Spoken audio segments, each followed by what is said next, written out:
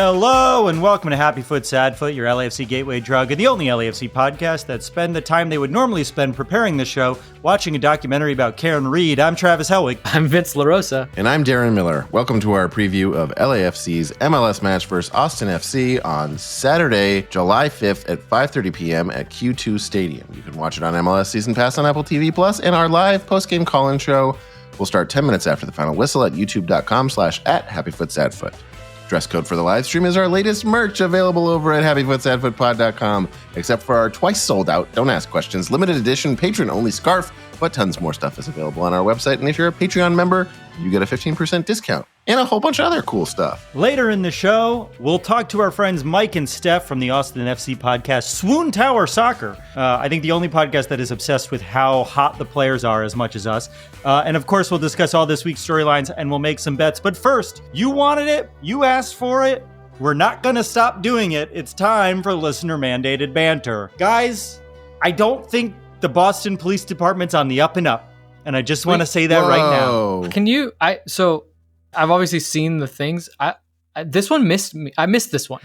I have no idea one too. Yeah, where did this come from? I'm late to the game, right? Okay. I'm just learning about it, but the case was just settled, I think, last week. Yeah, it was like all over the news, like, oh, it's gonna happen, and I'm like, wait, should I have known about this? Is this something I should have known about? Basically, yeah, I don't know either. Darren, you would love this because I'm excited about this. I'm going to love this. I think we're finding the middle of our Boston Venn diagram here. This is something we can agree on. Because, Darren, it confirms my biases about people from Boston, which is they're all very dumb, but they think they're smart. Not all of them. But it concentrates is the premise on the of every Boston fit, movie. It concentrates on the people that happen to fit both of our negative feelings about Boston. Yes. You love the police famously, but yes, of course. I do think like there's multiple bars that they go to before this police officer ends up dead, and I think you probably have been to all the bars. Is what I was I wonder if I can. I bet I could name them right now. Yeah, just start. I was gonna say just start listing them off and see if. I'll say the names and tell me at least if you know what they are. Okay. CF McCarthy's. Yep. Waterfalls Bar and Grill. What a fucking Sounds name! Familiar, That's a no. Boston name if I've ever heard. Those of it. are the two that I remember off the top of my head, and then they go to Canton. Have you been to Canton? Oh yeah.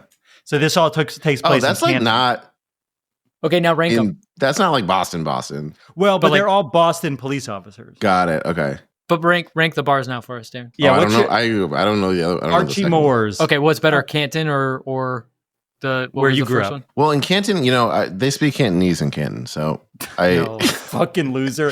You fucking loser. You had Is a that great a Boston joke that was inappropriate. No, it's a dad joke. You had a great joke on a text thread that no one can ever know, and I want to tell you it's one of my favorite jokes that I've ever heard you write. But thank you, Travis. It is canceled out by the Cantonese joke you just made, this stupid, shitty dad joke. This is what I do publicly. I have to keep up an image of lame comedy. I can do the real stuff personally. Yeah, behind the scenes. Behind the scenes, I'm actually funny. And there's only one Patreon subscriber who will know the joke, and it's Luke Clip. We were talking to Luke Clip on a text message. And he knows that joke. Okay. Yeah. Yes, very good. I know how to be funny.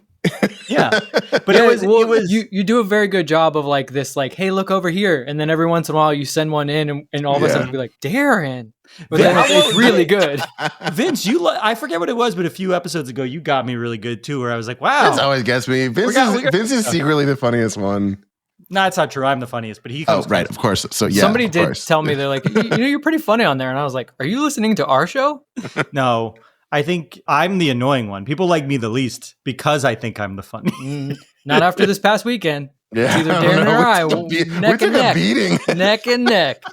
I picked a good one to take off. You did. I almost feel like you sent those. This was like a operation. I will say in the game against Esperance, I made a point of closing the window where I could see the comments and I already knew I was going to be upset with the team. And I was like, I don't need to see what you motherfuckers are saying.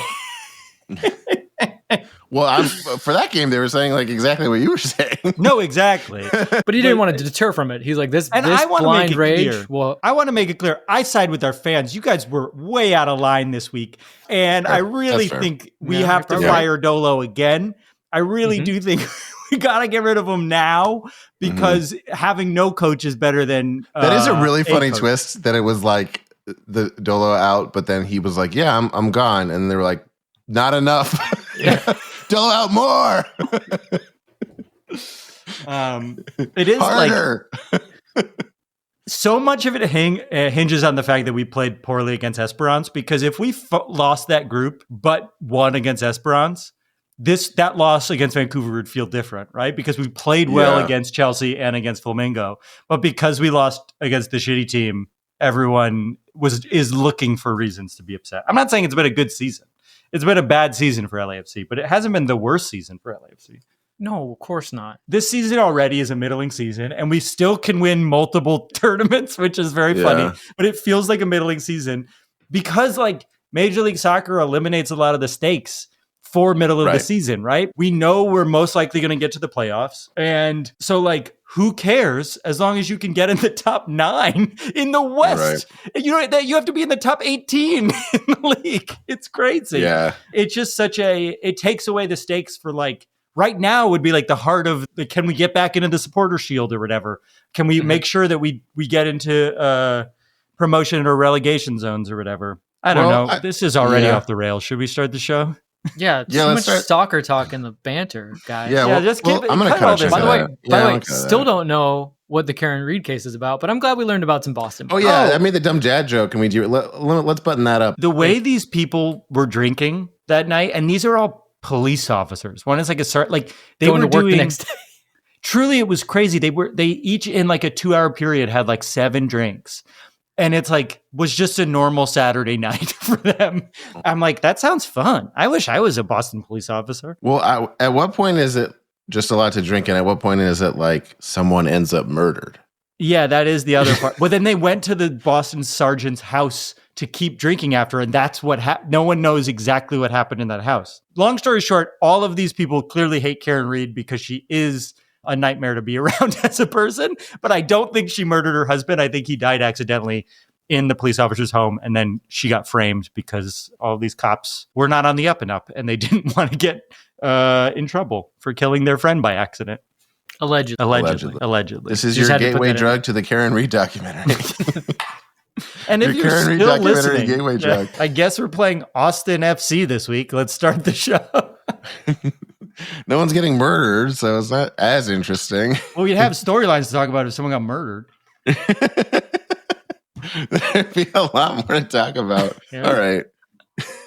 If you're wondering, this is going to be a fun one because it's loose, baby. We're loose early. Not as loose as the cops were. All right, start the show. I got to finish. I got to finish the doc. I got to see what happens. Yeah, I'm cutting 90% of that out. Good. All right. And another thing about the Irish. Actually, cut back in to me saying that. Just another thing about the Irish. That's actually funny. Oh my God. Okay. Guess what See we cut out, See if you can guess everyone. what we cut.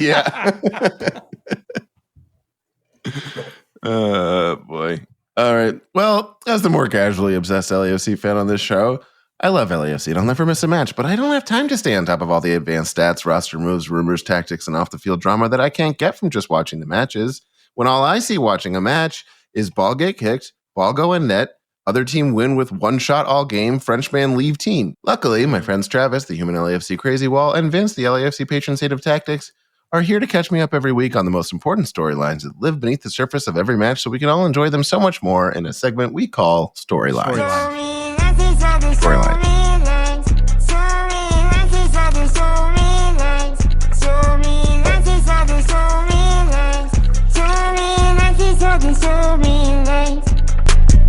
Missed the Club World Cup remix. I really do. Darren. 4 more years. 4 more years if we're lucky. Darren, Vince, Dince, I come to you on this, the most exciting week in the LAFC season with this week's storylines.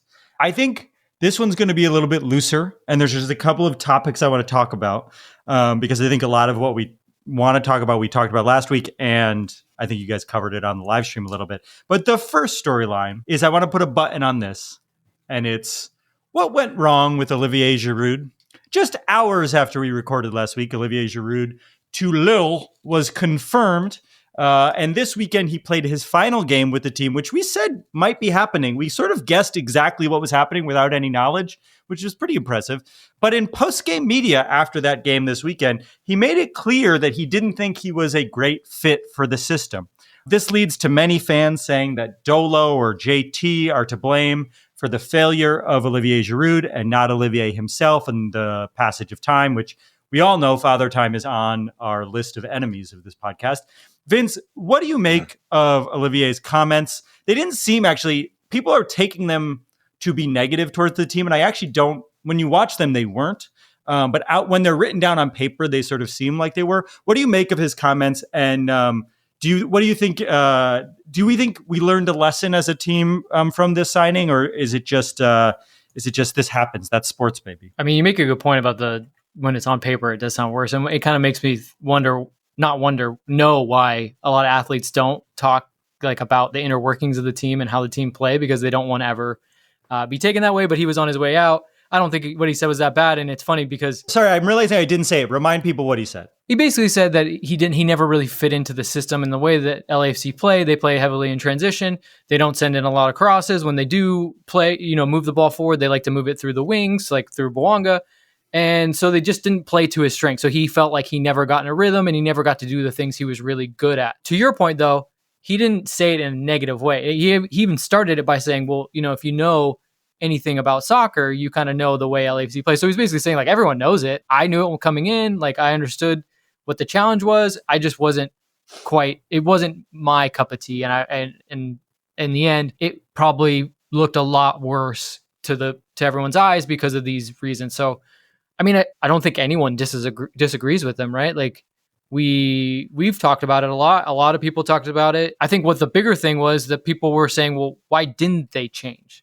And that I can't totally answer for you. All I can say is it's a lot more difficult to, one, change for one player, two, change in the middle of a season. Although, look, he was now on, in the season, on the team in preseason, but they started out playing a certain way. So if you're saying like, oh, it's not working, like now let's change, it's hard to do that in season. But three, just in general, changing, because we've talked about this, it's kind of like the way in which you attack, it's like a toggle. You go far, it's a pendulum. It goes all the way to one way or all the way to the other. Like LAFC was all the way to one way, and what Olivier wanted wasn't really like the middle way. He wanted it all the way the other way. So it really was a very different style. And so I think there's ways in which they could have worked it out, but I'm still, and I think Olivier Giroud is a fantastic player, but there was games and there was things that I saw him do when he was playing for Milan that similar situations happened for LAFC and he just didn't have it.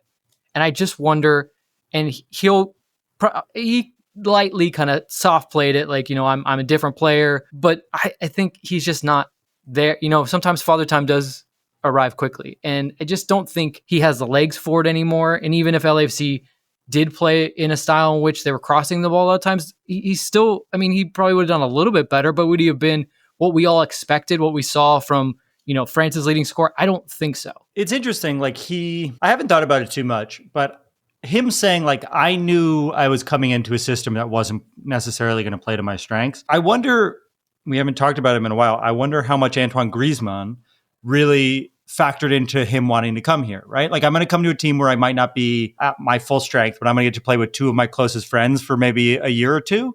That sounds pretty not closest friends, but two of my teammates that I played with for a long time. Like, I want, and then like suddenly we know Griezmann's not coming and he's cool with making a deal to get out of here, right? Like it felt like that's a cloud over this that I think maybe is something to pin on JT a little bit of like, we made a lot of plans for Griezmann and Griezmann flaked out on us, right? Like that is an interesting version. There's also, well, I would say, first of all, that's the kind of thing that's like, that's just the gamble that JT was making and it just didn't work out. And yeah, that's on him. But it's also like, yeah, I get it. But I think you have a good point, because it's like the things start adding up. There's also talk of like his family had a hard time adapting to the new city and didn't necessarily like it, and it's like enough little things add up. Yeah, his house was robbed. Like it's not. You can see how it's just like not necessarily a good experience overall. And I wonder if Well, at least I it's wonder been if an easy time to be in Los Angeles, too. Nothing crazy Yeah, happened. exactly. Also, the world. Great time to be from another country and live in At Los a certain Angeles. point, it's like, yeah, But also, exactly. like, the fires happened, too. And you were Right, like, the what? Where fires. the fuck did I move? Also, the strikes. The tough time for the business, yeah. Yeah. At a certain point, it's like, yeah, maybe you just go back, But I also wonder that, like you said, Vince, like maybe he was convinced that he was worth adapting to and you could go back and see maybe different games where it's like, here's where he was kind of auditioning for Dolo, and maybe Dolo wasn't convinced and they ended up in like a silent standstill. And it's just like, well, there's nowhere to go from here. Like, you're not convinced. I'm not going to convince you that it's worth making these changes. So I should just probably be on my way. Well, I mean, we just stacked up like a laundry list of things. Like, I know that everyone wants to just point to the coach and the system not fitting. And they're like, that's it. That's the one thing. And that probably is the biggest thing. That's why it didn't work out for him on the field. But not fitting into, Los Angeles, having things happen at his home, family not doing well. Like, you're now starting to get an idea of like, oh my God, these guys are human beings. And sometimes there's some things that happen off the field that contribute to all this, which reminds you of this. There's not a single person when Olivier Giroud was available on a free that would have said no to him coming to their team. And so you say yes. And I know that we were all adamant about it because we were excited and we're allowed to be excited because he is legitimately a great player, one of the greatest of his generation, top scorer for France. But what we lose in that is there's a risk in everything. It seemed like the most easiest of slam dunks. There's no transfer fee. He's a champion. He's incredibly handsome. Like he's strong. Like you looked at all that, but we forgot that even once he gets here, sometimes talent isn't enough. Sometimes just being a great player isn't enough. And he may very well go to Lille and have great success. I tend to believe, again, and I'm not trying to say anything. And look, he's Olivier Giroud, so he's not gonna care what I say. But I tend to think his career is basically over. I mean, even Ante Razov said like he's on the backside of his career, right? And gets to see him week in and week out. So things can go wrong. It's always going to be a risk. And I think that's something that even though this is going to happen, like this is going to happen again. There's going to be somebody that's going to come and we're all going to get really excited. But maybe we just kind of take a step back if it doesn't go right and go, sometimes it's just not the right fit, not the right time. And that's literally the nature of every single transfer. So it kind of makes you wonder, like, yes, they got a big name one wrong. But now think of all the ones like you initially were like, this guy's going to suck here. And you've never thought about it again. Yeah, you never thought about it again. And they've been really good, or at least you've just never thought about them again. So somehow that went right. Like there's just so many things that could go wrong. I think, it's interesting. I feel like everyone was excited about Giroud. I do think that there were people that were like, I hate us signing old players. And I think that's a fair argument, right? We had like Chiellini was great. Gareth Bale wasn't that great. Both on TAMs, Giroud was a DP. But like the one thing I will say is he was really good like a month before he came to the team. So it was hard to argue at that time that it was a bad idea to sign this 38-year-old man. And then when he got here, he just never seemed fast enough. And he stopped starting within the first like 2 or 3 games, right? Like we lost faith in him. I wasn't mad at Dolo in those first few games. He looked bad. He looked not fit. And we're like, oh, he must have had an injury, right? And over time, we realized he's just not fast enough to run with this team. And I think at this point in his career, Denny Bonga is a better player than Olivier Giroud. Let's not hurt Denny Bonga's strengths by playing to Giroud's strengths. It just seems like pretty immediately we realized it wasn't going to work out as a signing. Yeah. I think, we're talking about our front line. Well, actually, no, I do want to bring up one other thing. As you guys could tell, I really was watching this documentary and not preparing for this show. Do you think the club, and I have an answer to this, maybe I should answer it instead of putting it on you guys and making everyone get mad at you. Do you think the club has learned a lesson about signing old players from this signing? Do you think a Mueller or a Mueller or how do you say it? Thomas Mueller? Mueller? I know we even looked it up and we still didn't have a. I think it's Mueller. I always thought it was Mueller, but what does the umlaut do? Umlaut makes it I thought. Mueller. I thought it just looked. I don't know. We should, if he comes here, we should put it over the name of our podcast. That'd be cool. But not gonna be stars. Let's talk a little bit about that because that's a big rumor signing. And a lot of people are comparing him to Olivier Giroud and saying we definitely shouldn't sign Mueller because Giroud was a failure. And I want to just hear your guys' opinion on that potential signing coming up this summer now that we have 1 or 2 DP slots open. I mean, where do you draw the line? So Messi is how old? 37? 38? I think just turned 38. Just turned 38. So when they signed him, he was 36, maybe 37. Would you have not signed Messi? I just think that this is, look, as Messi a general versus PSG. Yeah, so as a general rule, yeah, you shouldn't be stocking your team full of players past their prime and 35 and older. But I think in these situations when you've got this kind of special spot, which is a designated player spot and a possible special player, I really think you got to take it case by case.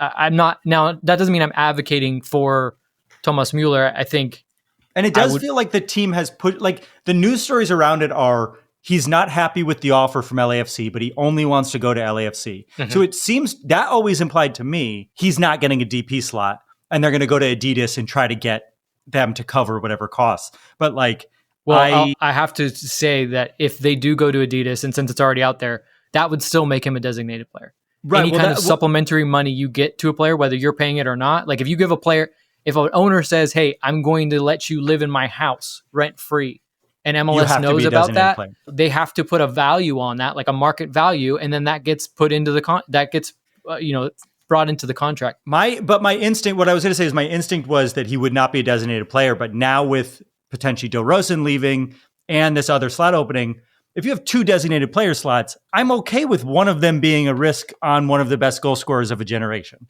right? Like as long as he's not the only player we're signing, I feel like I'm okay with that. If other people are supplementing the money, I don't know. It just feels like they're being more cautious with this approach. Well, I was going to say, I know what the answer is to this, but I just want to put this out there.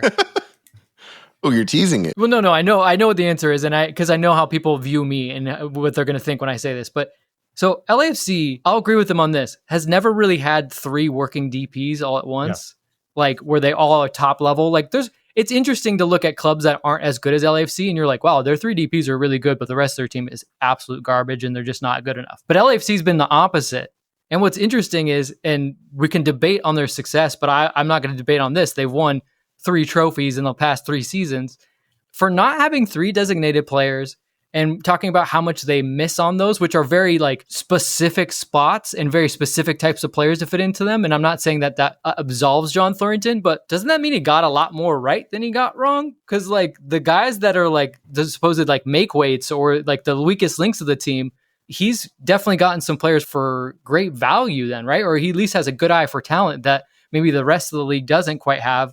I mean, obviously at Los Angeles sways some players and gets him some deals that maybe he wouldn't, but it is interesting to me. And again, I know that the answer is, well, yeah, but imagine if we did have that plus these guys, how much we would have won. And I get it, but like no one wins. Well, who does? But who does, right? Right. Like if you were to point to a team that does do it and then has also won like 6 trophies in the past like 6 seasons, then I'd be like, yeah, you're right. It can be done. But like what LAFC is doing is still somewhat unprecedented. It's not like, so it's not earth shattering to where like MLS will never recover, but it's still like a front runner in doing things. Yeah, in doing things correctly, right? Like I just had to put that out there because that's an interesting way to look at talent. How much like they haven't learned their lesson is what you're saying. Yeah, they're going to sign an old, but it's Major League Soccer. I'm just trying to prepare you for Thomas Mueller. That's all. Right. I think if we have just quickly, if you're watching Major League Soccer, you're not going to sign the best players in the world. And if you have an opportunity to sign those players later in their career, it makes sense. Like that's going to happen on every team. And we're not the only team that does it. I agree that I would prefer a Denny Bonga to a Mueller, right? But I don't know any team that's hit on all of them. And I feel like there's an expectation level that is sometimes laid on the team that seems a little bit outlandish to me at times, which is perfection at all costs. And that's all I want to say. We're definitely going to sign old players again. They might not always be DPs, and you guys just need to be understanding of until fucking Don Garber fixes the roster rules. This is what the league is, and that's the league you're following. It's almost the expectation is perfection at no cost. Exactly. Sorry, that's right. Yeah. Yeah, I was just gonna say is like think about the lifetime like net value and somehow measure it. I don't know of Palencia. Yeah. Like. Mm-hmm. And these are players at that level. it's a philosophy thing, I guess. But players at that level are like much more likely to stay for much longer than someone who's going to be a DP and kind of like flash in, flash out, and they are going to lily pad on the team elsewhere. Even Bogusz is like too high, like too good to be able to get more value out of him because he's going to be gone. Like it's a really delicate balance where like Palencia, I think the best thing about Palencia is he's somehow been able to stay under the radar despite being as good as he is for so long. Yeah. You know who all, so now Chicho Arango is also a name that no one fucking knew until we signed him, right? Like and now everyone's like, why did we get rid of Chicho? We also found Chicho. And then also a whole season of like, oh my God, the worst thing that's ever happened is we couldn't keep him, and then silence because he kind of sucks now. Yeah. Like I also think we're being a little bit too bitter. I think we are. There is we're being a bit nitpicky with the way people talk about the team because they want to win. And I think that's fine because, we are hosting a podcast and people will come to us to voice their frustration because they can't yell at John Thorrington. But I do think that some of the frustration and sadness is justified as long as you understand that it's irrational sometimes. And I want to be clear. I think it's rational too. Like it does make sense to me. The thing. Like it's just stupid, but also like no, not what they're saying. I'm saying like that what like the rules of MLS are stupid. Like they're not wrong, but maybe yelling at John isn't the problem. You know what I mean? Like if Thomas Mueller shows up here and he's getting paid, whatever it is, it's like over 1.6 million, which is like, for any of us, it's a substantial amount of money, but like that puts him just over the threshold of TAM, right? And you'd say, well, maybe Thomas Mueller is worth that. But then when you realize, well, now that takes up a finite slot on your team in which you only have so many of them, now the equation changes, right? And that's where I do kind of understand fans are like, yeah, but we only have so many of those spots. And I'm like, yeah, I get it. But also you're not getting Thomas Mueller unless you give him kind of the money that he's worth. And you may not think that he's worth what Messi's worth or, that's the disingenuous argument. He's not worth it. But they say like, oh, I don't want to sign Thomas Mueller, but then how come we didn't sign Mbappe? And I'm like, oh, okay. Because we don't have $20 million sitting around. Because now you're being silly. That is the other thing. It's like, we're not. Maybe we do. I don't know. I do think that there is a lack of understanding of roster restrictions in a general, because American sports doesn't have to deal with this very often, and Liga MX doesn't have to deal with this. Just like the fact that we can't do the things that American teams that are ambitious would normally do is very hard for people to wrap their minds around because it's hard to we're fans of a minor league team. And we have to remember that. We're not fans of a major league team, despite it being Major League Soccer. We're fans of a minor league team. We are USL to the world.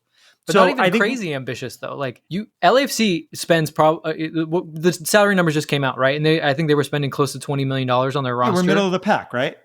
No, we're like just below top 5. I think we're sixth. Okay. in our roster spend. And some of the top ones, like Toronto just got out of the Bernadeschi and Insigne contracts. And then, you have Messi with... Speaking of wasting money on huge names, right? Yeah. And not knowing how to fill out the rest of your roster. Yeah. Everyone thought those players were good. They're top 2 by far and away, but because they've spent on 2 big players each. Like, Busquets makes $8 million. Like he's not worth $8 million. He's not worth $8 million, really. Like, I mean, he should be a DP. He's an incredible player, and I think he still serves a purpose. But $8 million's a lot, right? But my bigger point is this. LAFC spends around $20 million. They can't, if they wanted to, say, well, why don't we have 15 players making 1.5 million each? Yeah, they're not allowed to. They can't do that. How much better would the team be? You would never have, so you wouldn't have your Bongas maybe, but if we got 15 dudes that all were worth $1.5 million on their contract per year, I bet you that team wins MLS Cup going away. Do you remember John McCarthy when he won MLS Cup MVP? He was making, I think, like $85,000 for that year because he was the backup keeper. Mm-hmm. He was making like a senior minimum. It truly was like, see if you can guess what we got. But like, I was making a lot more than that when I wrote on the Ellen Show, right? Like that was hazard pay. Yeah. Well, because they had to pay off the lawsuits. Yeah. But I think like, yes, if we could sign Thomas Mueller at $1.6 million, no one would bat an eye at it because it's taking up one of these slots where it's like, you can imagine unlimited potential of a perfect pick. That feels different than just like a financial spend. And it's just harder to wrap your head around. I get that. I agree. Giroud was probably our biggest failure of a signing ever. I don't think any other signing comes close to how big of a failure this was, right? Right. But in context, like, not that bad. Didn't really cost us we just that saw just saw Insigne and Bernardeschi both be released at the exact same time. That's a pretty bad one. Like I was thinking about it, like what I was going to ask who deserves our starting striker spot, but he's not even our fucking starting striker. We all agree Nathan Ordaz is better than him. So it's like, what are we like? Man. It really doesn't matter to the team that he's leaving. I think we're balancing. Like, I think so much of what we do on the show is even within each other and our own ability to navigate the season is try to figure out the balance between having the perspective of the season being as long as it is and multiple years of being fans of this team being some like having a long view and also honoring what's happening right now at the same time. Yes. Well, and that's really hard to do. One real last thing, because we haven't even said this. This is this is what you wanted. This is the best of all worlds. Didn't we talk about this months ago? And we're like, man, guys, how do we get out of this? Yes, like, exactly. I told you guys, I'm like, there's no chance that they're unilaterally gonna, kill his contract because it looks bad. But now both sides save face. That opened up a DP spot. Yeah. Giroud gets to go home to France. Like everyone is feeling pretty good coming out of this. It's just the team's no one's complaining about that. The team's not very good right now. Yeah. And I get that, but like they could get exponentially better if they make a good choice with this. Can we talk about like, does Mueller fit into the team? Can we talk about the soccer of it? Mueller's an interesting player because he's like a tweener. He's like a 9-10. So he's not a full 9. So he's not a full striker, and he's not necessarily like the silkiest 10. But he always has That's me too. Yeah, high goal and assist numbers. He's a very smart player that doesn't really rely on speed. Now that's not saying that like the game might not be too fast for him here, because just because you don't rely on speed doesn't mean you don't have to be able to cope with it. I could see him playing in like a false 9-ish role. LAFC is also flirted with at times, although almost always in duress when they're chasing a goal, putting a 10 in recently. Like Nathan Ordaz recently played as a 10 with 2 holding midfielders behind him and then Abobasi in front of him. I could see that working, like a 4-2-3-1, which I know a lot of people have been calling out for. Steve did it more so earlier in his tenure when he had Ilia and Kellen, which made more sense as holding midfielders. So they could adjust some things. So maybe. He's it's still a question mark, which goes back to what Travis is saying. Like, if he takes up a finite spot, is it worth it? Yes, he is worth the money, but then when you put the tag on him, is it worth it? We haven't gotten to I think, which will be a looming question as we get into the summer. And this was going to be the second storyline. And I'll say we've already combined the things that we were talking about anyways, but it is what exactly is going on with Rosen. We asked it last week. We didn't have an answer. And then I found out an answer because one guy on Reddit said it, and I'm not going to look into it further. And this one guy on Reddit said, we have him until July 24th. Then we have to make a decision. So up until just happens to be the day that the secondary window opens. Yes. Stroke of genius. So this guy... You found Vince's burner account on Reddit. What I would like to ask is, have we seen anything from Rosen that you think is worthy of a DP slot? I think I know the answer to that. We've only seen 3 games of him. But has there been anything that you would go like, yep, that guy should stay on the team in that slot? Or is it either get rid of him or put him on TAM? I'll ask you guys this. Has he looked appreciably better than David Martinez? No. And I think that honestly answers your question, right? That bar has gotten lower over time, hasn't it? All the things we're talking about is DPs there are finite slots. They need to really raise the level of the team. And I don't mean this to slight Rosen at all, but if he's not doing those things, and then he's also not a Griezmann, a Mueller, a Giroud, I mean, just a name that everyone recognizes, then he's just not fulfilling. He's not fulfilling any of the criteria now. And I'll be honest, as bad as LAFC were against Vancouver, David Martinez came into that game and he did things that Rosen had 60 some odd minutes to try to figure out anything and just nothing. And then, yes, Martinez doesn't necessarily light the game on fire, but he got on the ball. He was instrumental. He was trying things. Whereas I'm watching Rosen, I'm just being like, bro, if you want to stay here, do something. Like, make something happen. Yeah. And he just never seemed to get into the game.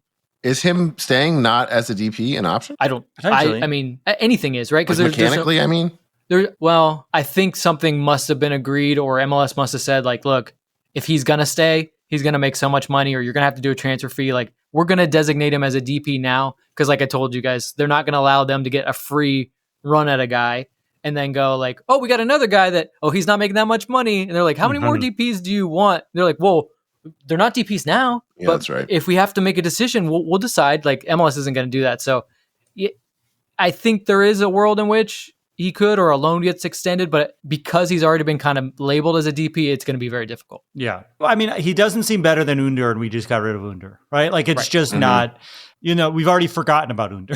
but I will say, like, Ordaz and Martinez seem comfortable with each other. Like, I think for a while, Martinez not passing to Ordaz was a little bit frustrating, and now I feel like they're both comfortable passing to one another. I wish Martinez would stop shooting every time he had the ball, but I do think that there's chemistry with Bonga, Ordaz, and Martinez that I feel happy with at the moment. All right, our final storyline, because this has just been a cacophony of discussions, most of which was us complaining about the way people talk about the team. And it's this. Is Austin any good? We are tied with them for 26 points right now in the West, but we do have 3 games in hand on them as well. We have that for most of the teams in the West because of the Club World Cup. In the last 5 games, Austin has gone 2 wins, 2 losses, or 2 ties and 1 draw. Nope, 2 wins, 2 losses, and 1 draw in their last 5. Historically, we do dominate them, but we did lose to them earlier this year in March, 1-0. Vince, what do we need to know about Austin and them as a matchup? How has their season been going? They've proven that they don't have to be very good and beat LAFC. Like, if they get lucky and they get the one, like, they can maybe hold on to get a result. Their problem is they just are not clicking going forward. This is a team that has 15 goals for throughout the season. Jesus. Like, that's just not good. Defensively, they're pretty good, and that relies a lot on Brad Stuver. Like, he's a goalkeeper that can steal you a game. He can make some 30 saves. goals for in 3 fewer games. Yeah. Wow. And they have 15. We have 15. double the goals. Yeah, they have half. And But they 3 don't games give up many goals, again, because of Brad Stuver. So, like, if they can Goals get a against goal... for them is 23, ours is 24. So it's honestly not that different. It's not that different. They have to really rely on kind of grinding out games because they're not fluid offensively. They have some pieces, but they don't seem to fit together. And so LAFC is, I thought we talked about it, with as many players as Vancouver was missing, that really is a winnable game coming back. And it was a winnable game, but Vancouver, I think I'll give them credit. Like, I misread the situation. Like, they could still put in a shift. Like, they're a unit. That's a good team, regardless of missing players. Like, they know what to do, and they did. They went out there and executed a game plan. But you look at Austin, Dallas, Colorado, 2 of which are at home, and we don't normally play well in Texas, but like I said, Austin's not great. Like, these are 3 winnable games and 3 games in hand. Like, LAFC has to get these, and you're coming up against a team where they don't score very many goals. LAFC's having some troubles finishing of their own. Like, it's going to come down to LAFC's quality. Like, we did not see a drop of quality against Vancouver. There was that brief moment against Flamengo where they had quality, lacked it against Esperance. Obviously didn't score against Chelsea, although they had a lot more looks, a lot better looks against a exponentially better team than all the teams we've talked about prior. But their LAFC snake bit a little bit. And I think we mentioned this post-game, Darren. It's like, if things don't go right, we worry about this team. Like, when they get an early goal, you're like, all right, we're probably going to win this game, and we might win it very easily. But if even not just the team scoring, like we saw against Esperance, 2 goals in the back of the net, both called back for offside. LAFC never recovered. Like, they just couldn't mentally put it back together. It was like they were just like, oh my God, things went wrong. Oh no, is the whole rest of the day going to go wrong? And even the VAR review, I think even though they came out the better of that when the Esperance had a penalty, I still think it got in their heads a little bit like, oh shit, guys, look how close we were to going down a goal. Yeah. And even so just the time passing, like getting to the 70th minute seems to be like, oh no. Yeah, they're sluggish, and they Vancouver. seem unsure. They seem really unsure of themselves. It's a mentally soft team. I think that is a fair thing to say about them. They are maybe not soft. They are easy to, soft rattle. is a fine word. Yeah, it's just like, I mean, I think really what it is, they're afraid to take risks, right? Like, everyone's just playing within themselves. They're being like, I don't want to fuck up. I don't want to be the guy because the margins are so thin right now. I don't want to get blamed. The only guy that's like, well, I don't care is Bonga. And he really gets to do that because 1, he's Bonga. 2, he was also far from goal. So normally when he fucks up, it's not going to go the other way. But if you're a Timmy Tillman, or you're a Mark Delgado, or Frankie Amaya, or Igor Jesus, you're maybe thinking like, oh, I could take a risk here, but maybe not. Maybe not here. Maybe now's not the time. And like Darren said, like the passing, like watching them get through games, you're just kind of like, do you guys know that there's not much time left? We've been here for over an hour. I can't believe you guys didn't realize that the whistle went off. Like, let's do this. right. We just scored so many more goals in other seasons. And so like those sort of tight games didn't feel as nerve wracking, right? But since now we know we usually score only like 1 goal a game, or like it just doesn't feel, every game feels tense now because they're all so close. Darren, have you ever been to Austin, and did you watch Nathan For You while you were there? Yes and yes. What do you think? Do you like Nathan For You? Nathan For You is great. I've said this a number of times on our show now. We went to Austin for my bachelor party. But we didn't talk about Nathan For You before, and that's we what did I'm. spend That's a lot of time at my bachelor party watching Nathan For You. We were very hungover on the last day of the bachelor party. Yeah, we were hungover enough that we were not going to move, so we might as well put Nathan For You on. And it was pretty good. All right. Those are our loose storylines for this week. When we come back, we're going to talk to the good folks at Swoontower Soccer.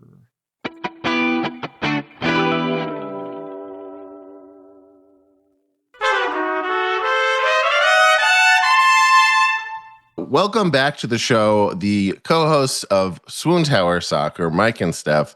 We've had them on before. We are so excited to be doing this. We're doing, I guess I would call it a two-way interview.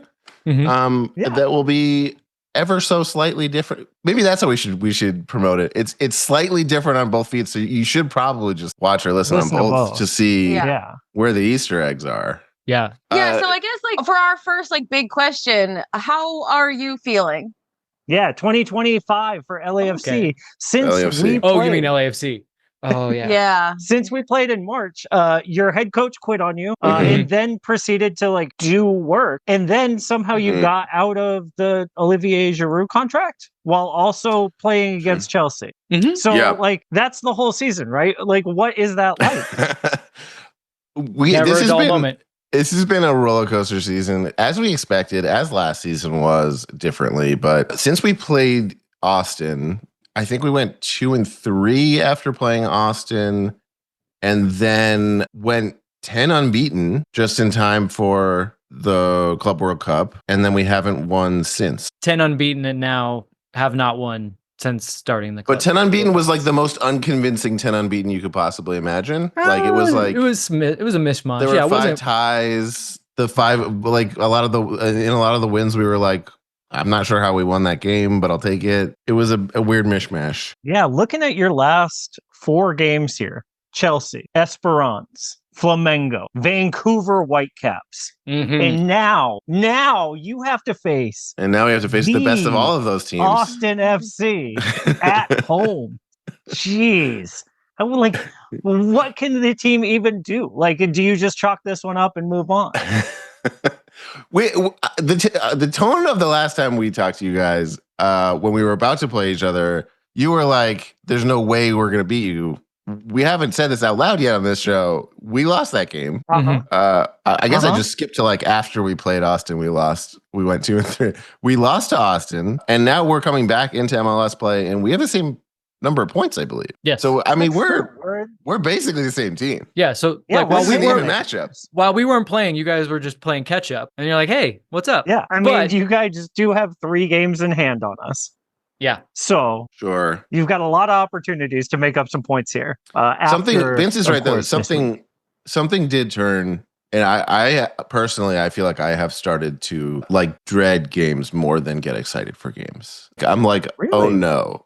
Yeah. That's a more dramatic way of putting it, but I'm taking a deep breath and gearing up for games more so than oh, awesome, a game. I don't know. They're in a weird spot. I will say just before the international break, we had a similar problem in Austin where just before the break, we were like, who even is this team? What are we doing? What are we succeeding at that we are trying to do in training? And then we rattled off 2 wins in a row that looked really convincing, and they were really good. And we could see the blueprint for what Nico Esteves is trying to do with this team.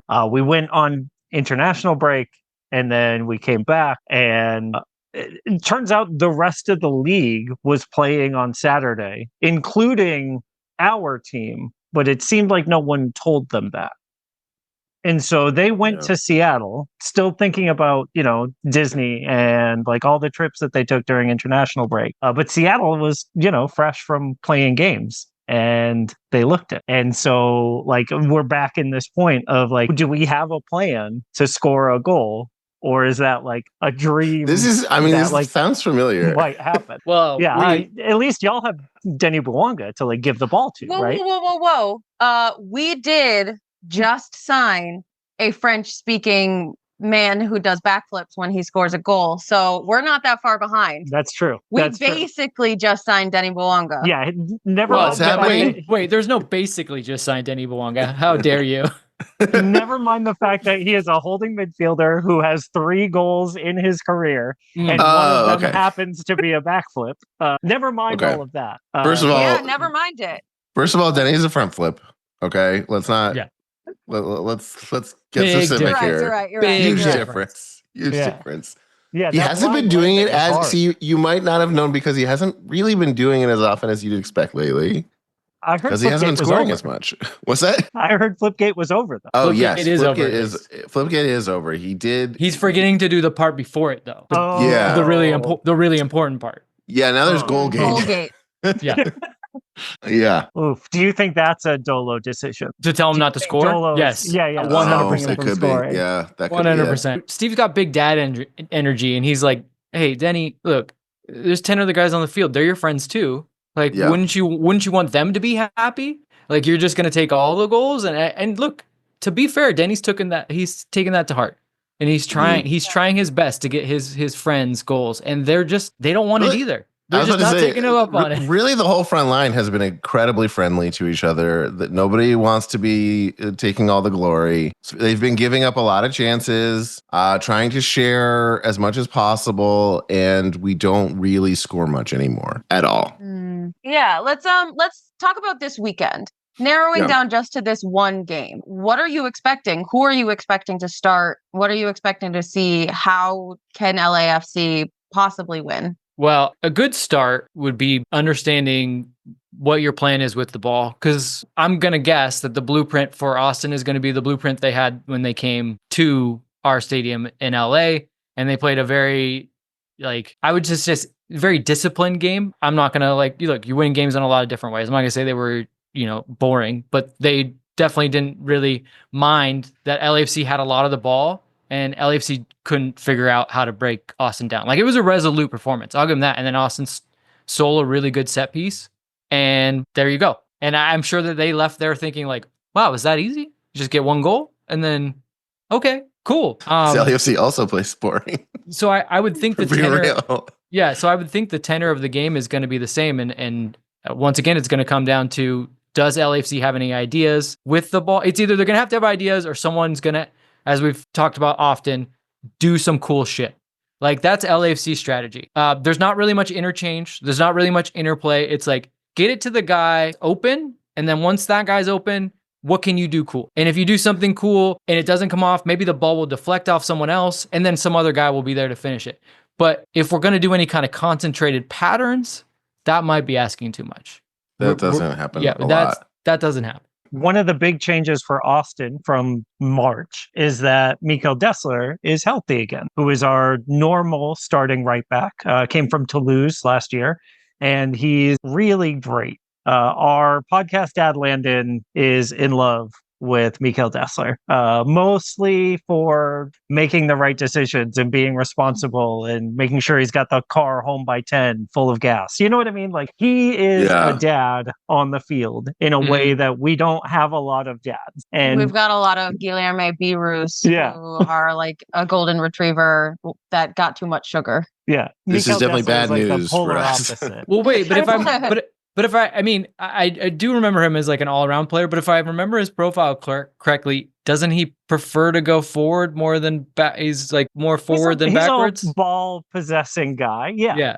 So he's going to have to be, it's going to be a fun game for him. So he's going to have to decide, does he want to go forward or does he want to stay with Denny Bonga? Right. Maybe we've just isolated the that might be the whole game, honestly, is that matchup. Yeah, and see if that changes the whole game. It could. Yeah, because if Austin has decided, you know what, now that Dessler is back and we can control a little bit more of the ball, we're going to try and be attacking. That should play directly into y'all's hands, right? I don't mean to be rude to Austin, but if I scored 15 goals on the season, I might just not think that I'm going to just swashbuckle my way through an LAFC team that would love nothing more than for them to put numbers forward. The other thing that's happening sort of behind the scenes with LAFC is transfer stuff, and they spent a lot of time trying to get Griezmann, and that didn't work out. I'm glad you brought this up because Diego Palasios is linked to Austin.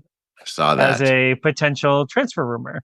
So Diego Palacios is an LAFC legend, I think you could say. I He's a think hero. so. I think, yeah. I don't know what we would do with another left back, but when you get a chance to sign a guy like Diego Palacios, it's really hard to say no. So, how would y'all feel knowing that Ilia and Diego Palacios are on our team? Like, should we just order you the Austin FC jerseys now? Maybe. I mean, I can't think of another team that I would have better, more positive emotional ties to with those two on the team. Swoontower listeners, Besides you are missing a LAFC. very wistful look in Darren's eyes right now. I miss Palasios. He's spent a lot of time being injured. Well, it's a little bit of a reclamation project. He hasn't played much in the last 2 years, but maybe you're in another country, you're in another league. Maybe you just need to change the scenery. At that point, sometimes it's just not working for you, and so he could. You just need to reunite with Ilia Sanchez. Well, and he understands the league. I will say this: when Cheeky Palacios is good, when he's healthy, I don't think there's a better 1v1 defender of wingers like on the outside. The man is incredible. He's tenacious. He's an unbelievable 1-to-1 defender. He at times can miss or not really come through with his end product. So don't expect him to be like one of those like Kai Wagner, like high assist guys. However, yeah, if he's right, an amazing signing. So I think if you're an Austin fan, you just got to hope that you've done your due diligence in terms of the medical and you understand exactly what has been going on with him the past 2 years and why he has not been playing much and why he hasn't been as healthy. I mean, I think I'll take that and turn it back on Ilia for us, who has really not played that much. Yeah, and what's when going on he is there? out there, he hasn't really been a game changer in the way that I think we were all praying to Ilia for. Yikes. Yeah, I think if I were to guess, 34 is kind of a lot of miles in Austin Heat. And when you play in a midfield without real jobs and everyone is just told kind of to figure it out and like make it happen, maybe you want someone who has a little bit of a motor behind that to like do the figuring it out. And so I think the intangibles point is something that Ilia has brought in spades, but maybe the tangibles. Maybe no one mentions the yes tangibles. People don't talk about the tangibles enough. The stuff that does show up on the stat sheet is also important sometimes. Yeah. Yeah, poor Ilia. I mean, the stuff that you can teach. He was such a good player for us. And we put a lot of those miles on his legs. Like he had to do a lot for LAFC. Yeah. And he played a lot, and then he got to the end of his contract. And, a lot of this has to do with the league, right? I think in a perfect world, you would have been able to give Ilia the money he needs because it's not like he was asking for too much more. It doesn't fit into the cap. And so that's like a sad moment for LAFC fans. But yeah, then he arrives at Austin and, you hate to say it because these are professionals and we don't know for sure, but we were saying it also about Olivier Giroud, where you kind of watch a guy and go like, maybe his legs are gone. Like it's just not going to happen for him anymore. And sometimes it comes fast. Like it just happens. And you're like, oh my God, that guy was good last year or even last week. And now he can't run. And it's hard to watch. And again, it's hard to talk about because I would never say it to any of those guys' faces. That's for sure. Like they're incredible specimens to be like, you got no legs anymore. And then they're roasting anybody, right? They'd be like, let's race right now. Yeah, where I'm like barely running a sub 10-minute mile. From time to time. Well, we gotta make sure, you gotta keep up appearances. Yeah. I haven't run in actual years. Yeah. Well, you got decades. Will you chase kids? Does that count? You've got a good quick burst, right? To grab like a child. Yeah. I'm good. I'm agile. Yeah. Yeah. But I don't know. You tell us. We've always reminded folks that Ilia made and continues to make the smart choice. But would you consider his move to Austin? Did he maybe divert from his general smartness? Or for Austin, was he himself a smart choice? Yeah, I would say yes, because we just got the MLS salary dump for the year, right? And so we know that he's making under max senior roster salary. And so like that deal is a really good deal for a guy with Ilia's resume and with his intangibles. even if his tangibles aren't coming across the way that you want them to. We're right? really hanging our hat on those intangibles. I need a jersey with tangibles on the back. I guess that is kind of our show, by the way. Is like I focus on the intangibles and Vince focuses on the tangibles. I hadn't really thought about it that way, but yes. Yeah, sorry. Go ahead. I The interrupted show you. focuses on the intangibles, and then Moontower is the tangible one. And so that's why we still think Ilia was a good decision. As a 1 year contract, great guy to kind of get us through this. Right, we didn't know anything about Besard Savovic. We don't know anything about Nicky Boloko, our two like newer midfielders. We don't know if Danny Pereira will stay in the league. We don't know if Owen Wolf will stay in the league, right? These are young guys who like have value in like spades and like have been pursued in the past by other teams, right? And so like when you are going, I think, into a season of uncertainty like that in the midfield, having a guy like Ilia, who's about as sure a thing as you can get, seems to make good sense, especially at the like salary level that we've got him at, right? And so I think the move makes sense, is a smart choice from the front office's perspective. I don't know. Say the tagline. Yeah, I don't know how much rubber is left on these tires. Right? Oh, nice. Well done. Wow. Wow. I guess I would have expected that still he'd throw. Like I wasn't figuring that he'd be like playing full 90s, but I guess I didn't pay attention. But I figured like, yeah, he's probably going in there and giving him like 10 good minutes a game, 15 good minutes a game, but maybe not. I mean, that's about what we're kind of expecting from him at this point. But like, we were hoping that we would get 60 minutes, and then he would be our first. 10, 15 good minutes is not good, Darren. That's not, right. That's not ideal. Not a $500,000 man. Sure. Yeah. Yeah. And so I bet he's like a really good mentor at training and in the locker room. 100%. He definitely is. Our unified team, and they've done great this season. So we've got a couple all-stars from the unified team coming to represent Austin in the unified all-star match. So I'm sure that's got to be part Ilia, right? He can hang his hat on that coaching for those kids for sure. And honestly, like, I don't want to see them pick up his option for next year, but I do want to see him get like a supplemental deal plus the coaching like certificate program that MLS has, where like players can earn their coaching badges while they're still playing. So like, he was working on it in LA, so I know that's definitely something that he wants to do. It's just a matter of, he's the nicest man ever, but every once in a while you realize just how competitive he is, and I think he even struggles with it. So it a lot of athletes do, right? I'm sure there's some guys that just know like, hey, I'm done, but there is that segment of guys that are like, I'm never done. I'm not done until someone tells me I'm done. So if you don't pick up his option and a team offers him money, I'm almost going to guarantee he's going to go to try to play because he's going to challenge himself. That's so heartbreaking from like a competitive mentality of like not being able to reckon with your age or your aging or your like. Here, I thought she was going to say brave, but nope. Yeah. She went the other way. It's sad. Yeah. It's both.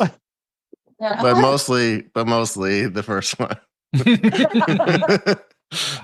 Hey, I mean, we're all dealing with that too, just not publicly, right? That's right. I want a happy foot and a sad foot from y'all about the season for LAFC so far. Oh boy. How much time do we have? Not much. For the happy foots, of course.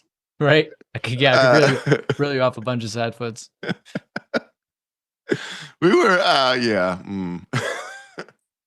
I mean, happy foot has been, for a lot of people, has been Nathan Ordaz. Yeah, I would say the thing that I think has been the silver lining is the remaining rocks on the team, the guys that you've been able to depend on. Hugo Lloris in goal, Sergi Palencia, sad foot, everything else. Everything else, yeah. No, sad foot, I'll just stay in the same lane I was in. The flip side of somebody like Nathan Ordaz taking another step is David Martinez. We should do this with you guys too for Austin. I want to know that. My sad foot is This is a safe space. You can say Steve Cherundolo leaving at the end of the season, and you're already mourning it now. The funny thing is, I've spent a lot of time defending Steve Cherundolo to fans who were like the Dolo out crowd, but I didn't like particularly love him either. I just didn't feel like firing him made sense. But I was never like, I'm not like, I don't love the way he wants them to play. I'm fairly neutral on him in the end of the day, I guess. I feel like Denny Bonga is like both a bright spot and a silver lining, but also kind of a sad foot this season because he played well enough in previous seasons for the entire team and entire game plan to be built around him playing that well. And when he doesn't have it, we have nothing. It's rough experiencing not 100% Denny Bonga. What about you guys? If that's not as easy to pinpoint, I would love to know, like, for this match, is there one thing you guys look for that's like, if this is going well, we're feeling pretty good about what's going to happen at the end of this game? I mean, in general, as long as y'all don't score first, we should be able to keep our heads together. If LAFC scores Twins. first, it's over. This actually ties into my happy foot for the season is Owen Wolf has really skyrocketed this season. And when he's on it, there's no stopping him. And I think that if he's on it this weekend, we're going to see some beautiful stuff. Yeah, that was going to be my happy foot is Owen Wolf in the 2025 season, but since Steph stole it, Brad Stuver finally getting the All-Star nod to me is like the that's cool. The happy foot of my season because we have not been a good soccer team, Darren. I don't know if you knew this. Austin FC, in its history, despite being the best team in the world, has not proven that with the tangibles, right? Mm-hmm. But we would have been so much worse without Brad Stuver from 21 through to today in 2025. Our team is not just a spoon contender, but like champions of the spoon in a way that like makes Cincinnati look like a PSG. Like it would have been horrific. And to see the guy finally get his flowers in a pretty crowded field, right? There are a lot of good keepers in the league. Mm-hmm. Most of those keepers have much better defenses in front of them than Brad Stuver has had to deal with. He led the league twice in post-shot expected goals minus actual goals, right? Like he has been a killer. And to see that recognized, even with like the coach's pick situation, it's just so deserved. And it's about time. And here's a guy who he was a pool goalkeeper and now he's an MLS All-Star. Like what a story of like conviction and like stick-to-itiveness or whatever, right? Like he's my guy, and seeing him get that like nomination has been the highlight of my season. Do you have a sad That's a foot? Fantastic happy foot. Yeah, our midfield. Please don't say Ilia. Well, he's kind of part of it. Yeah. Kind of said Ilia. He's just adjacent. Yeah. 20%. Okay. You know? Yeah. All right. Fair. Yeah. Because I think that, I have a lot of sad feet. My feet are very sad, but I think that probably I don't know. I've got one. Is it Mirto Ozuni? No. Oh, that's my other sad foot. My sad foot is Nico's plan for the offense seems to be, I don't know, we spent $30 million on these guys in the front. They should figure it out. But like, that's not a plan. That's a wish. Mm-hmm. Like, that's a hope. And you would think that a manager who came from Valencia, whose like whole DNA is direct attacking football, who worked under Greg Berhalter, whose whole thing is get the ball into dangerous spots so that attackers can like do it. He's got all the trappings of a guy who should have an idea of how to score goals in this league. And to Vince's point, we have 15 of them in 20 games. Like it is bleak out here, and we have a guy who like scored 50 goals in La Liga. We have a guy who like was scoring in the Champions League for Red Star. We have Brandon Vasquez, who like literally is named Superman. Like, and I think that's my like that ties into mine as well, is that like it feels like our midfield doesn't know what they're meant to do. Like there's no consistency, there's no real formation, there's no real like communication between them and Baby Nine and Mirtu or whoever's up front. Like it just doesn't feel like there's anything that's purposeful or planned. We've vastly improved transition defense, which is dope. We have vastly improved rest defense and like actual regular what you would think of as defense, which is also dope. But like zero a plan for attack, and it's crazy coming from a coach who like there was a leak back when Josh Wolf was our coach. There was a leak from one of the players that said, we don't practice defense. Like that was in a text message from a player to one of their friends. Yikes. We never practice defense. And now like that's all we've got. And so like, Vince, do you know any coaches who do both? There's this guy. He's in Manchester though, and he really seems to like it there, and he's probably expensive. Like New Hampshire, Manchester, New Hampshire. I mean, he might have heard of it. Maybe he vacations there. Back in. I mean, I wouldn't put. Would you put it past Pep Guardiola with how like kind of hipster he is to not be like he's not the type of guy that vacations to all the spots we do. He's like, hey, have you ever been to this small town in Connecticut? And you're like, why? And he's like, because they have the best, I don't know, paella or something. Pizza. Isn't he? I think he's friends with Joe Mazzulla, the Boston Celtics. Oh no! Okay, end the episode now. Well, he might actually know about Manchester, New Hampshire. This is a great place to end it, I think, because it does. You just described like it feels like we are even on points, and I feel like the state of both of our teams, we genuinely have met in the middle in the same kind of state. Like you've caught up to the problems that we now have because we've kind of like been reduced to the same issues. Yep. Yeah, I do have more questions about David Ochoa and like, is he sane now, or is there a chance for Austin FC fans to make him go like just completely off his rocker? It sounds like his issues have not been an issue, but he did at one point during Club World Cup have a huge moment where Giroud was going in and for some reason didn't have his jersey. So he ran to the locker room and got it for him. And that earned him a start last week. So that's why I got started. We don't know. We don't know where he's at. Okay. Thank you both so much.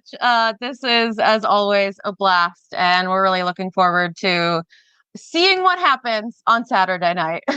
Thank you guys. This is great. Regardless of what happens in the match, we know that we can have fun here. So this is great.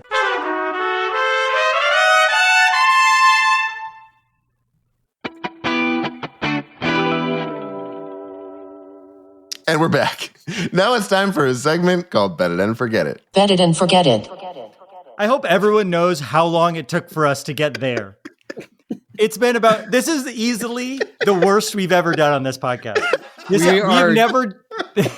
We are being influenced by LAFC's playing style, and we're just grinding it out, and we're barely getting it. We're barely doing the bare minimum. We are parking the bus right now. I'm sorry, everybody. I was listening to this one. If you're listening, drop a tomato in the comments to let us know you're unhappy. That one's for the real fans. What are we doing? Every week we end the show. I'll tell you exactly what we're doing, Vince. Every week we end the show with a bet for this week's game. I don't know if you're familiar with this segment we do, Vince. It's called Bet It and Forget It.